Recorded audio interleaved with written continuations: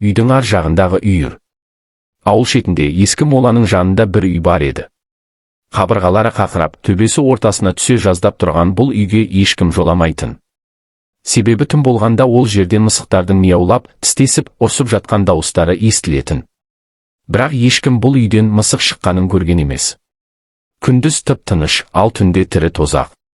Бір күні ауылға қаладан бір отбасы көшіп келді. Ерлі-зайыптылар, және олардың 13 жасар ұлы Арсен, ешкімнен ештеңе сұрамаған олар дәл сол үйдің қасындағы бос үйге қоныстанды. Кеш түсе бере Арсен терезеден әлгі ескі үйге қарап отырды. Бір мезетте ішінен біреу көз ілестірмейтін жылдамдықпен қараңғылыққа сіңіп кетті. Мысық па? Ит пе? Адам ба?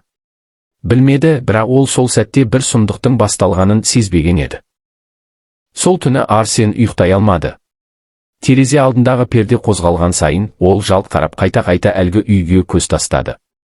Сағат түнгі 3-тен асқанда үй ішін беймәлім дыбыс жайлады, сықырлаған еден, жапқан есік, әлсіз тырнау іспетті үндер. Бірақ бұл олардың өз үйінен емес, арғы үйден шыққан еді. Кенет терезеге жақындаған бірдеңенің қара көлеңкесі көрінді. Арсен басын жастыққа тығып демін ішіне тартты.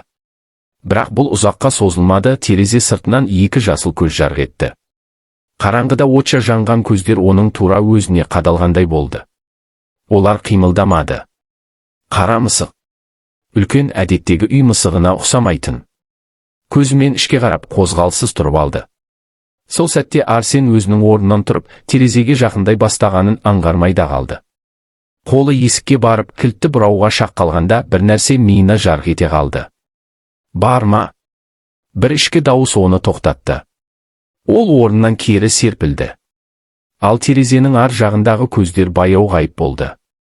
Сол түні Арсен алғаш рет түсінде, өз үйінің төбесінде мысықтардың үйірімен қоршалғанын көрді. Келесі күн тым жайсыз басталды. Арсен таңғы асын ішпей үнсіз отырды. Түндегі оқиға жүрегін тырнап тұрды. Анасы не болғанын сұраса да, ол басын шайқаудан басқа ештеңе айтпады. Бірақ көзі сол баяғы ескі үйге қайта-қайта қарай берді. Кешке қарай ауыл балалары Арсенді ойнауға шақырды. Олардың арасында бір тұйық, бірақ салмақты бала болды, есімі Ермек. Арсен түндегі үй туралы сөз қозғағанда, қалған балалар бірден үндемей қалды. Тек Ермек қана ақырын тілі қатты. Ол үйге түнде ешкім жақындамайды. Ол жерде мысық емес басқа нәрсе бар. Арсен таңырқап әңгімесін жалғастыруын сұрады. Ермек сәл ойланып тұрып: сен ол моланы көрдің бе? Ескі үйдің дәл артындағы кішкентай қоршауы құлаған бейіт. Айтуларынша, бұрын сонда мысықтарға арнап құрбандық шалған бір емші әйел тұрған. Адамдар оны мысық ана деп атайтын. Ол өлгенде, денесі түгел мысықтармен бірге жерленген деседі. Сол сәтте тұла бойын бір сұмдық суық сезім қарып өтті. Ол әйелдің рухы әлгі үйде қалғандай еді. Ал түн сайын үйірмен жиналатын мысықтар оның әскері ме? Арсен сол түні молаға баруға бел буды. Түн ортасы. Сағат тілі 12-ні көрсеткенде, Арсен қолына қалта шамын алып, үйінен үнсіз шықты. Аспанда бұлт қаптап, ай көрінбей тұрды. Ескі үйдің жанынан өткенде, жүрегі тарс-тұрс соғып, қасына біреу ілесіп келе жатқандай күй кешті. Бірақ артына қарауға батылы жетпеді. Ол молаға жақындағанда, ауыр иіс мұрнын жарып кетті, шіріген ет, күйген түтін және сасық қанның аралас иісі. Қоршауы қираған, шөп басқан моланың ішінде көне ескерткіштердің көлеңкесі көрініп тұрды. Бір қабірдің үстінен әлсіз қозғалыс байқалды. Арсен көзін ашып жұмып қарады, қабірдің топырағы қозғалып жатыр еді. Ол үрейден тұрып қалды. Қарсы алдында топырақ астынан бірдеңе шығып келе жатқандай болды. Алдымен бір қара аяқ, сосын созылып шыққан тырнақтары ұзын, қанды табан. Арсен шыңғырып жүгіре жөнелді, бірақ артына бұрылғанда өз көзіне өзі сенбеді. Мысықтар үйірі қабірдің айналасын қоршап алып, қатарынан тырнақтарын жалақтатып тұр еді. Олардың көздері оттай жанады. Біреуі тіпті адамша сыбырлап, шиқылдап күлгендей болды. Қайта келесің. Бәрібір бізден қашпайсың. Арсен есін әрең жиып, үйіне әрең жетті. Бірақ бұл тек бастамасы еді.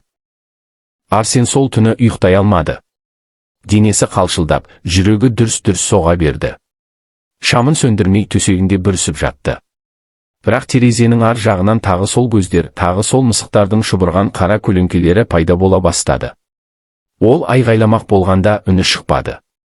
Тамақ тұсынан әлдебір суық нәрсе қысып тұрғанда еді. Есіктің ар жағынан тырналған дыбыс шықты. Бір емес. 10 емес. Ондаған тырнақ есікті қырып жатыр. Бір сәтте есік жай ғана ашылып қалды. Өздігінен. Ішке баяу жылжыған үлкен қара мысық кірді. Арсеннің көзі шарасынан шыға жаздады. Бұл мысық емес еді. Оның көзі, адам көзі, қозғалысы, адамша. Арсен артқа жылжып, бұрышқа тығылды. Бірақ кеш болды. Мысық секіріп келіп, Арсеннің бетін тырнап жіберді. Арсен айғай салмақ болғанда, қалғандары да кіріп келді. Бөлме ішін 30-ға жуық мысық қоршап алды. Олар адамша аңылдап, арылдап, бір-бірімен сөйлесіп жатқандай әсер қалдырды. Ол көп көрді деді бір мысық. Ол молаға барды деп екіншісі сыбырлады. Онда енді тірі қайтпауы керек. Арсеннің мойнына 3 мысық бірдей секіріп, өткір тырнақтарымен тамағын тіліп жіберді. Бала айғайлай алмады. Қан төсегін бояды. Ол дірілдеп жатып көзі ашық күйде соңғы демін алды. Таң ата-анасы Арсеннің бөлмесіне кірді. Ал жерде тек қанға малынған мысық ізімен жұлынған киім қалды. Арсеннің денесі жоқ еді. Ал терезе сыртында мысықтар үйірі баяу кетіп бара жатты. Олардың артында біреу жаймен ырылдап келе жатты. Сүйретілген бала аяқ. Таң үй ішін үнсіздік басқан. Анасы Арсеннің төсегінде ұлы жоқ екенін көргенде, алғашында ол ерте тұрып ойнауға кеткен шығар деп ойлады. Бірақ бөлмедегі қанмен жыртылған киім, бұл жай ғана ерте тұрып кеткен бала емес екенін анық білдірді. Айқай, жылау, полиция шақыру барлығы сағаттар ішінде орын алды. Тек бір мәселе, ешбір із қалмаған. Терезе жабық, есік құлыптаулы. Бірақ бөлменің ішін қан басып, еденде тырнақ ізімен кішкентай жануарлардың аяқ іздері ғана болған. Тергеушілер бұл іске түсінік бере алмады. Ешқандай адам ізі жоқ. Тек үйірімен жүрген мысықтар туралы ауылдың ескі тұрғындары ғана үндемей қалды. Бірі көзін тайдырып, бірі басын шайқады. Ауыл қариясы, кәрі сәтен ақсақал ғана күрсініп, үнсіз тілі қатты. Мен бұл жағдайды көргем. 30 жыл бұрын бір қыз бала жоғалған дәл сол үйдің қасында. Арсеннің ата-анасы есінен танып қала жаздады. Олар ұлдарының тірі екеніне сенгісі келді. Бірақ күн өткен сайын бос бөлмеде мысықтың мияулаған дауыстары естіле бастады. Терезеден қарай қалсаң, қара мысық терезе сыртында қарап тұратын. Әр түн сайын. Анасы бір түнде баласының дауысын естіді. Мама, мені таба алмайсың, олар мені алды. Сол түні ол иесінен танып қалды. Ал ертеңінде үйдің ауласынан кішкентай, адамның жылаған көзімен қараған өлі мысық табылды. Оның мойнында Арсеннің қаны жұққан жейдесінің қиындысы байланған еді. Арсеннің жұмбақ өлімінен кейін ауылдың тыныштығы бұзылды. Ешкім кешке сыртқа шықпайтын болды. Ата-аналар балаларын көзден таса етпеуге тырысты. Бірақ зұлым күш бұнымен тоқтамақ емес еді. Арсен жоғалғаннан кейін тура бір апта өткенде, дәл сол көше бойында тұратын Ермек есімді көрші бала жоғалды. Ол Арсенге мола туралы айтып берген, бәрін алдын ала білген бала болатын. Сол түні ол терезесінен сыртқа қарап, әлдебір дыбыстарды естіп тұрған. Сыбыр, шиқыл, тырналған дауыс. Сол дыбыс оны далаға шығарды. Ермек далаға шыққан бойда дәл алдынан 10-нан астам мысық секіріп шықты. Олар үнсіз қарап тұрды. Біреуі баяу басып жақындады да, адам дауысына ұқсайтын сыбырмен сөйледі. Сен айттың. Сен болашақты аштың. Енді сен де соған айналасың. Ермек қаша жөнелді. Бірақ алыста жарығы әлсіз мола бағытынан бір сұлба шықты. Бұл мысық ана болатын. Оның жүзі адамның да, мысықтың да бейнесіне ұқсамайтын, қаңқасы ашылған, көзі жоқ, орнына жанған шұңқырлар.